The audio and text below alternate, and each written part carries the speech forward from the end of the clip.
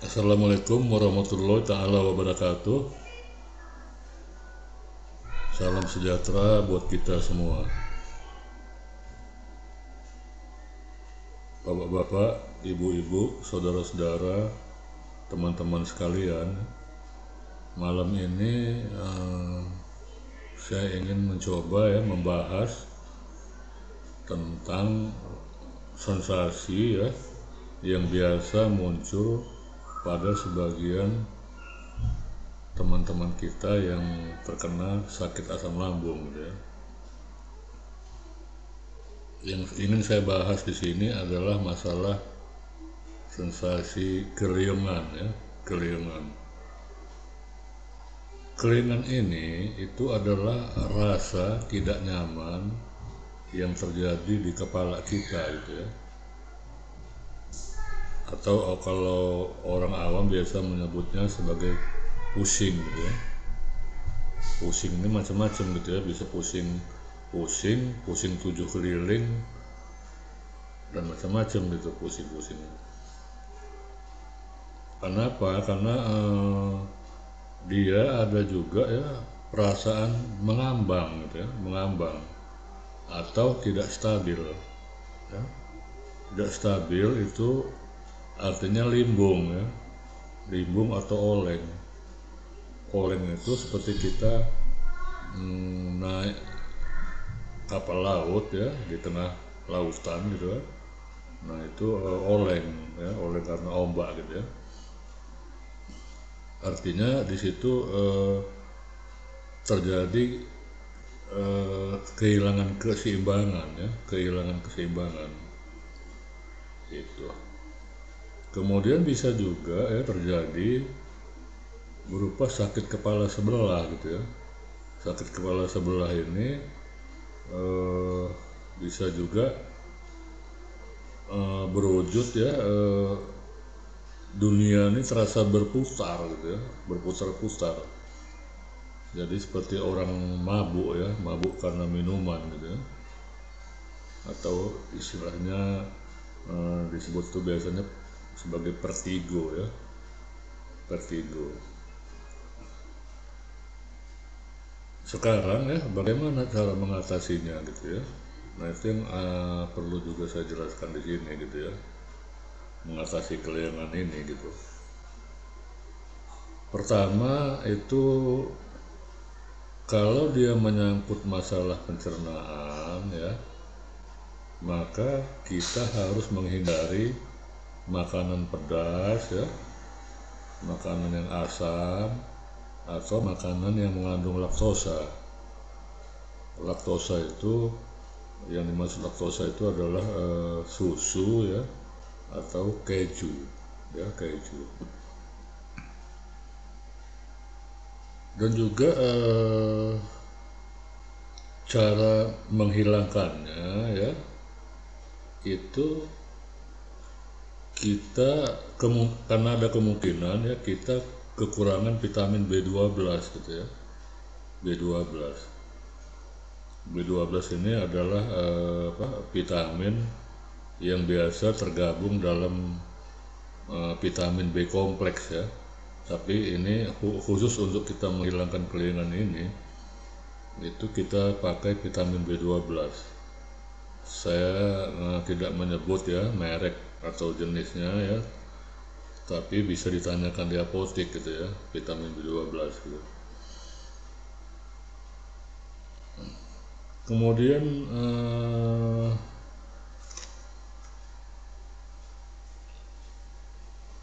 kita harus banyak minum air gitu ya, minum air yang cukup sehingga untuk menghindari dehidrasi ya, kita menghindari dehidrasi atau kekurangan cairan gitu ya. Jadi harus dijaga minum air yang cukup gitu ya. Kemudian ya kalau dia menyangkut masalah asam lambung ya, menyangkut masalah asam lambung, jadi kelainan itu terjadi karena masalah asam lambung, maka kita harus merubah gaya hidup gitu ya, gaya hidup. Gaya hidup itu ya maksudnya adalah kita harus membuat suatu pola sehat ya, pola yang sehat, pola kesehatan gitu ya. Nah, itu antara lain misalnya kita harus mengatur makanan itu yang dengan gizi yang seimbang ya. Gizi yang seimbang itu artinya dia mengandung karbohidrat, mengandung juga protein, lemak, dan serat gitu ya, makanan berserat. Kemudian kita juga eh, harus menghindari makanan yang mempunyai kandungan tinggi zat kimia ya. Jadi misalnya makan makanan yang instan gitu ya, makan makanan instan itu kita usahakan untuk dihindari gitu ya. Kemudian yang kita perhatikan adalah asupan serat gitu ya, asupan serat. Karena sistem pencernaan kita ini supaya lancar itu butuh makanan yang mengandung serat gitu ya. Demikian ya. Kemudian juga kita membatasi garam ya, gula dan lemak gitu ya. Kita batasi ya. Bukan tidak sama sekali tapi kita batasi gitu. Kemudian kita supaya kita sehat ya, menjaga pola hidup yang sehat ini, kita juga harus memakai asupan vitamin ya, asupan vitamin yang cukup gitu ya. Jadi kita harus minum vitamin ya, atau multivitamin, tonikum gitu ya. Itu untuk agar kita tetap sehat gitu ya. Kemudian satu lagi adalah olahraga yang teratur gitu ya, olahraga yang teratur. Kemudian hindari pola makan yang membahayakan kesehatan gitu ya, pola hidup yang membahayakan kesehatan. Jadi misalnya kebiasaan buruk ya, merokok ya, alkohol, nah itu usahakan dihindari gitu ya. Kemudian kita harus mencukupi kebutuhan cairan, tadi sudah saya sebut di atas ya. Kemudian kita harus sering terpapar sinar matahari, artinya kita sering berjemur ya. Kalau pagi antara jam 9 jam 10 sih kita berjemur gitu ya, setengah jam cukup itu, setengah jam ya. Kemudian kita berusaha juga menghindari stres ya. Jadi itu kalau dia dari sakit asam lambung ya, terjadi kelingan itu, maka perubahan gaya hidup yang saya sebut di atas itu ya, dengan menggunakan pola sehat ya, nah itu yang harus dilakukan ya. Kemudian ya masalah kelingan ini yang bagi mereka yang punya anxiety atau kecemasan berlebihan itu bisa mengkhawatirkan gitu ya, mengkhawatirkan. Jadi ada kasus gitu ya, kasus seseorang ya, dia diajak oleh atasannya rapat gitu ya, rapat di gedung yang tinggi gitu ya, tingkat 5 tingkat 6 gitu ya, tinggi gedungnya. Pada waktu rapat itu dia terserang kelingan gitu ya, berupa perasaan dia ada gempa gitu ya, ada gempa, sehingga dia panik ya. Kalau orang anxiety kan dia panik gitu ya, panik sehingga dia teriak-teriak gitu ya, sampai orang pada bengong melihatnya gitu ya. Dia teriak-teriak katanya gempa gitu ya.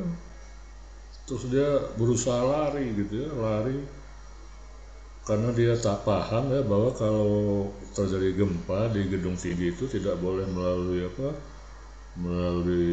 lift ya, tidak pakai lift. Jadi dia mencari tangga darurat gitu. Jadi sambil teriak-teriak gempa dia mencari tangga darurat.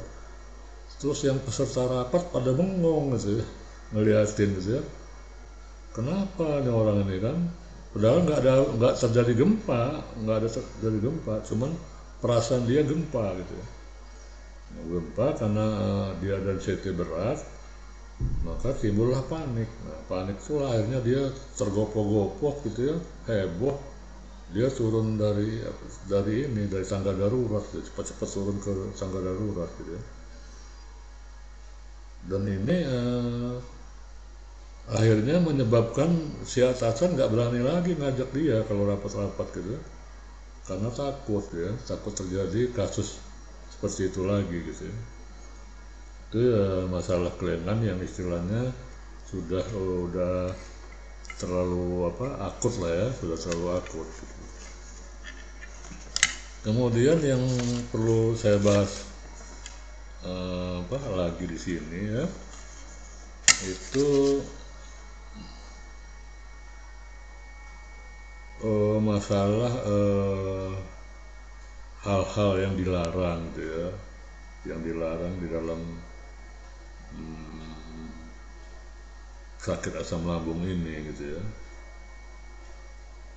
Yang pertama itu ya, kita tidak boleh berpikir negatif ya, seperti misalnya rasa tak was-was ya, takut mati ya, sudah itu berkeluh kesah ya, kita berpikir kenapa saya jadi begini gitu ya, sengsara amat hidup saya ini begitu ya, karena asam lambung ini. Kemudian perasaan putus asa ya. Jadi itu tidak boleh gitu ya. Kenapa? Karena dengan adanya pikiran negatif itu, maka asam lambung itu akan menjadi sensasinya tambah berat ya, atau tambah banyak gitu. Jadi makanya kita tidak boleh dilarang ya kita mempunyai pikiran negatif. Kemudian kuncinya ya, kita harus tetap tenang, santai, sabar, dan bertahan gitu ya. Itu kuncinya gitu ya. Kemudian kita jangan berpikir yang aneh-aneh gitu ya. Karena sebetulnya ya, sakit asam lambung ini sakit biasa gitu ya. Sakit biasa, samalah dengan batuk pilek atau apa gitu ya, yang ringan-ringan begitu, sama sebetulnya. Tapi kalau pikiran kita itu negatif ya, kemudian kita panik, takut, cemas, nah itu akan membuat penyakit ini jadi luar biasa. Tadinya biasa jadi luar biasa gitu ya. Jadi kita tidak boleh ya menerka-nerka atau mengada-ada ya. Misalnya kita ada perasaan di dada, sudah itu kita langsung menebak ya, seolah itu kita sudah kena sakit paru-paru gitu ya. Atau ada rasa berdebar di jantung, seolah kita sudah terkena sakit jantung gitu ya,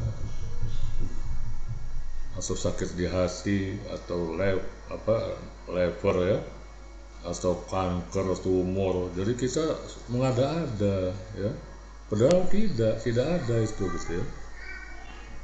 Yang lebih gawat lagi kalau dia memikir bahwa dia sudah diguna-guna gitu ya, atau sudah disantet, atau bisa juga dia memikir jangan-jangan saya sudah kesurupan jin gitu ya. Nah, jadi ini yang istilahnya kita tidak boleh gitu ya, tidak boleh lakukan gitu ya, karena hal-hal itu sebenarnya tidak ada, dan sakit lambung ini adalah sakit biasa ya, jangan dikait-kaitkan dengan sakit lain gitu ya, apalagi yang aneh-aneh gitu ya. Saya rasa begitu yang saya sampaikan pada kesempatan ini ya. Mudah-mudahan ini akan menambah wawasan ya